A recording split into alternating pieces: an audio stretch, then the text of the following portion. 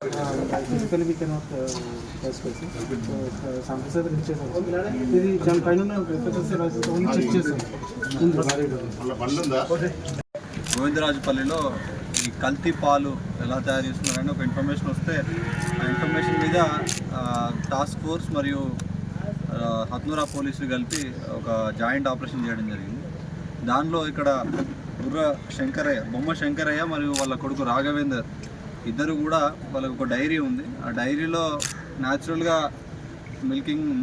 Milk కాకుండా ఇంకా డబ్బులు ఎక్కువ సంపాదించాలనే ఆశతోటి ఆర్టిఫిషియల్గా మిల్క్ని తయారు చేయడం జరుగుతూ ఉంది.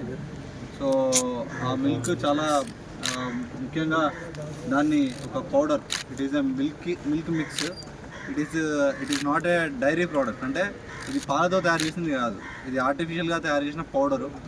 ఈ పౌడర్ని యూజ్ చేసి ఈ వాటర్లో కలిపి ఒక రకమైన వైట్ మిల్క్ టైప్ ఆఫ్ క్వాలిటీని ద్రావణాన్ని చేస్తున్నారు. దానిలో ఈ మనం టెస్టులు చేసినప్పుడు దొరకకుండా ఫ్యాట్ పర్సంటేజ్ పెంచడానికి పామ్ ఆయిల్ని మిక్స్ చేసి కలుపుతున్నారు. సో పామ్ ఆయిల్లో మీకు ఫ్యాట్ కంటెంట్ ఎక్కువ ఉంటుంది కాబట్టి రేపు మీరు పాలను టెస్ట్ చేసినప్పుడు కూడా మనకు ఏదైతే ఆ పైన మనము పాలలో న్యాచురల్గా ఈ పైన మన నెయ్యి ఇలాంటిది వస్తుంది, మీగడ వస్తుంది అని అనుకుంటాం కదా, అది రావడానికి ఇట్లాంటి పామ్ ఆయిల్ నూనె అనేది దానిలో మిక్స్ చేసి కలుపుతున్నారు. ఈ రెండింటిని మిక్స్ చేసి వీటిని మళ్ళీ తెలియకుండా న్యాచురల్గా వచ్చిన పాలల్లో కూడా మిక్స్ చేసి బయట ఉన్న ప్రజలకి, దాంతోపాటు కొన్ని పాల ప్యాకెట్స్ తయారు చేసే కంపెనీస్కి కూడా రెగ్యులర్గా సప్లై చేస్తున్నారు.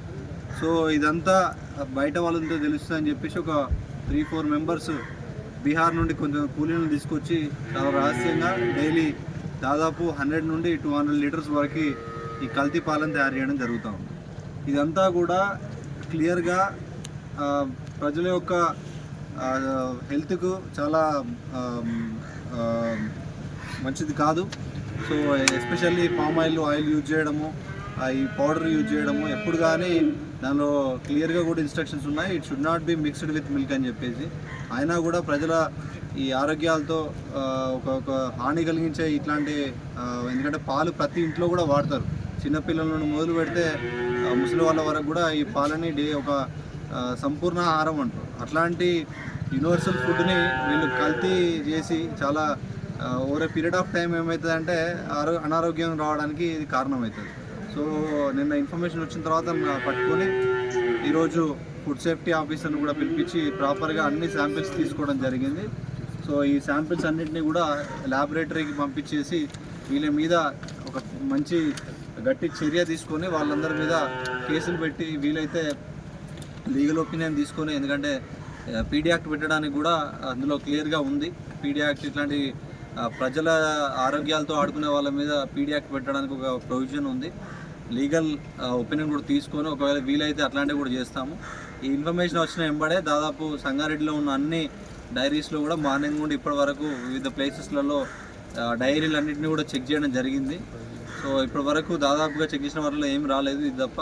ఇంకా ఇక ముందు కూడా ప్రజలకి ఎక్కడైనా అనుమానం వచ్చి ఇట్లాంటి కల్తీ ఆహార పదార్థాలు తయారు చేస్తున్నారు, కల్తీ పాలు తయారు చేస్తున్నారు, ఇంకా ఈ అల్లం వెల్లుల్లి పేస్ట్ కల్తీ తయారు చేస్తున్నారు, ఏ ఇన్ఫర్మేషన్ వచ్చినా కూడా సంబంధిత పోలీస్ స్టేషన్లో కానీ పోలీస్ కంట్రోల్ రూమ్ కానీ ఇన్ఫర్మేషన్ ఇవ్వాలి. సో దీనిలో ఇప్పటివరకు దాదాపుగా 5గురిని అరెస్ట్ చేయడం జరిగింది. దానిలో ఈ మెషినరీ మరియు దీనికి చేయాల్సిన అన్ని మెటీరియల్ని కూడా సీజ్ చేయడం జరిగింది. సో ఇంకా ఏమన్నా ప్రజలకు ఎప్పుడు డౌట్ వచ్చినా కూడా మాకు ఇన్ఫర్మేషన్ ఇవ్వండి. అలాగే మీడియా ప్రతినిధులందరికీ కూడా ఒక రిక్వెస్ట్, ఎప్పుడు కానీ మీరు ఎందుకంటే జిల్లాలో పోలీసుల కంటే మీరు ఎక్కువ తిరుగుతూ ఉంటారు, ఎందుకంటే మీ పోలీసులు ఎంతమంది ఉన్నారో మీరు కూడా అంత ఉంటారు కాబట్టి మీకు ఇన్ఫర్మేషన్ కూడా చాలా ఎక్కువగా వస్తూ ఉంటుంది.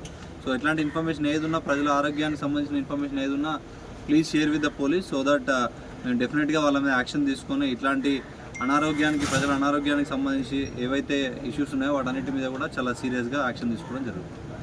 సమస్య లేని ఇల్లు ఉండదు, పరిష్కారం లేని సమస్య ఉండదు. బంధాలు గొప్పవి, బాధలు చిన్నవి. మీ సమస్యని మేము పరిష్కరిస్తాం. రండి, మాట్లాడుకుందాం.